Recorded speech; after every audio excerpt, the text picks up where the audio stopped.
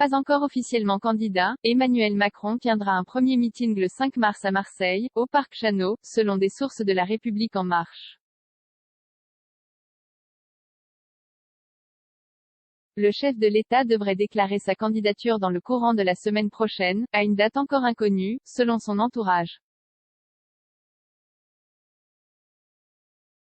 En pleine crise entre l'Ukraine et la Russie, Emmanuel Macron a repoussé la question de sa candidature au plus près de la date limite fixée par le Conseil constitutionnel le 4 mars.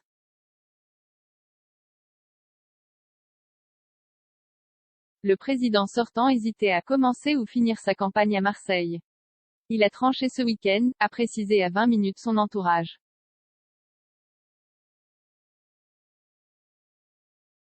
Les forces militantes et composantes de la majorité de la région PACA, Agir, Horizon, Territoire de Progrès, sont sollicitées pour faire de ce premier meeting une réussite.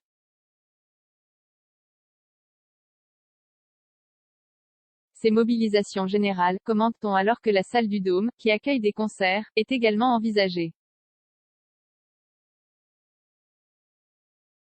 Ses soutiens dans la région, Christian Estrosi le maire de Nice et Hubert Falco, celui de Toulon, devraient avoir leur rôle à jouer.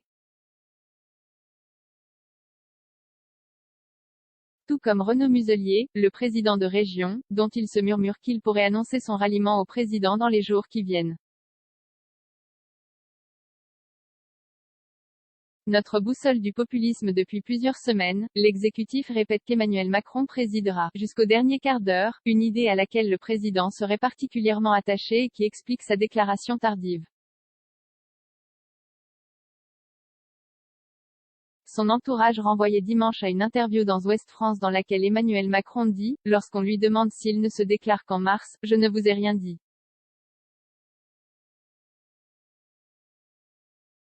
La situation a provoqué une série de critiques de l'opposition, qui lui reproche de se cacher, et de faire campagne sans le dire. Selon un sondage ELAB publié mercredi, Emmanuel Macron est toujours en tête des intentions de vote au premier tour de la présidentielle, 24,5%, devant Marine Le Pen, RN, à 18%, tandis qu'Éric Zemmour, Reconquête, est stable à 13,5% et Valérie Pécresse, LR, chute à 11,5%, juste devant le candidat LFI Jean-Luc Mélenchon, 11%.